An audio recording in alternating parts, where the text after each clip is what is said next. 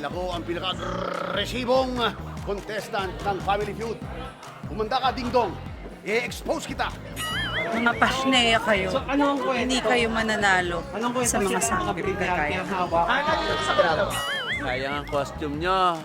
Nagbihis pa kayo, matatalo din naman kayo. At least... Ganon. Walang masabi. Ganon kami gagalit. Siguro kinakabahan na kayo, no? Mamin kayo. Sinungaling. Ang message ko sa kanila, huwag nila masyadong dahilan dahil gusto namin makuha talaga yung jackpot prize. Denial. At actually, nakakahiya kasi merong matandang kalaban.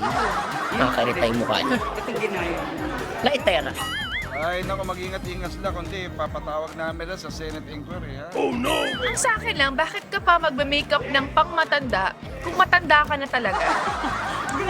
Joke lang, kuya. Kuya Betong, we Actually, love. pinahirapan yung mga makeup artist namin kay Kuya Betong pag kailangan matanda yung makeup. Kunyari na lang binabrush pero Pero wala naman talaga.